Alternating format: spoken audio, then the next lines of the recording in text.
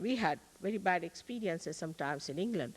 Like the BBC people called me on the television and asked me to speak on that, but they said, we can't believe that you should do it without money.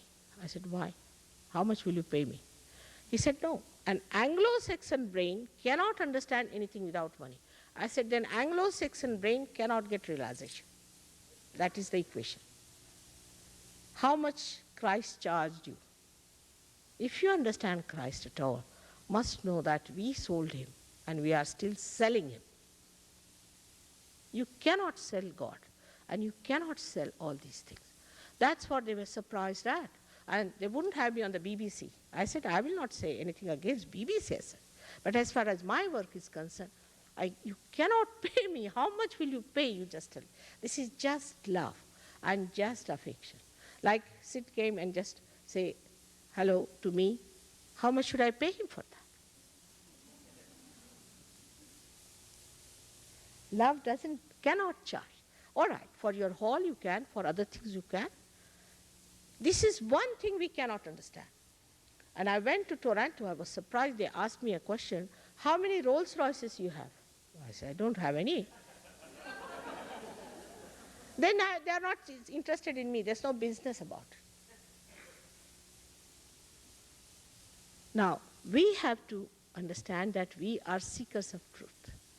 And we are seekers of peace within, silence within, the love within. And that power that gives you, empowers you to love others. Now, when we love others, our idea of love is either there is some sort of a possession, or maybe some greed, or maybe some lust or something. But this love has nothing to do with that. It's pure love. And the pure divine love is such like a sap in a tree, which rises, goes to all the parts of the tree, goes to the flower, goes to the fruit, grows to the leaves, and comes back. Supposing it gets entangled into one flower, the tree will die and the flower will also die. It doesn't get attached, but it nourishes. It absolutely involved, but not attached. All this discretion you develop when you have your vibrations, and you are surprised that you start talking like a third person. Like we had one lady from India, she came down with me to Los Angeles, and we had her son from Honolulu. She said, Mother, give him realization. I said, I've tried, you give. She said, how can I? He's not getting it. So I said, then how can I? Then I said, all right, give him a certificate, he's a realized soul. How can I give him a false certificate, Mother? I said, that's the point, he's not getting realization, that's the point, accept the truth. So what should we do? I said, that's different point. But he is not getting realization. One must understand that. So she said, yes, it's true, it doesn't go, it doesn't work. It. She didn't say, I have done it or I do it. It doesn't work. You become a third person, you start talking in a third person language. As in Sanskrit we call it is akarma, that your action becomes non-action.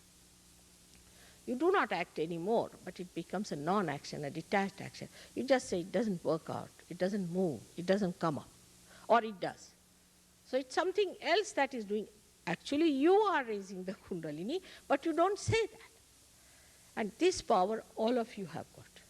All of you have got this power, all of you should have it. Why should you hesitate not to have it? I just don't understand. Supposing you belong, say, to somebody or some special dogmas or anything, that has not given you full satisfaction. That has given you nothing. So why not have this power which makes you absolutely dynamic? Now, you know my age is, I am very old, and I am a housewife, and I am a grandmother, and I have so much things to be done on the other side of my married life, and I travel so much. Everything I do, I don't feel tired at all. And you can become very magnetic, and such a person becomes such a pure personality that even a glance of such a person can create peace, can give you joy, can lift you, can cure you, can do anything. Such an ocean of power is within your reach, and why should we get it? It's very simple. This is what all of them have said. It's not that it was said only by Christ, but every one of them has said that you have to get your realization. Say, it was thousands of years back when Rama came. Even before that, we had many other people. They came. Then came Sri Krishna. Then came, in this world, as you know, Buddha, Mahavira. All of them said, get your realization. Buddha, Mahavira went to such an extent that they said, don't talk of God. Don't talk of incarnation. Just say, get your realization. Only self-realization, nothing else. Because they thought when you start talking about God, they just slip off. So tell them you get your realization is the point, and that's what is important. So people call them Anishwarvad, means the ones who are atheists, they don't believe in God. They did believe in God, no doubt, but they didn't want to talk about it because they thought talking about God becomes a talk and a talk and a talk. So now the time has come to have the experience. Unfortunately, Houston seems to be a little far away for my touring and all that. But in the whole world, we have thousands and thousands of people who have got realization or are doing this work. Not necessarily that you have to give up your job. Nothing has to be given up. You are so dynamic. You don't have to change your names and wear funny dresses. Nothing of the kind. Some people think you have to develop some horns, you see. There's no need to do all that nonsense. Wherever you are, it is an internal thing that takes place. It becomes your own power. Only thing, the glow on the face is different. The glint in the eye is there. And such a person is a very loving, affectionate, and peaceful person. Doesn't get disturbed. No pressures of any kind, nothing of the kind. A very, I should say, a contented person. A very contented person. All this is your own. Just this breakthrough has to take place. And I'm sure it will work out.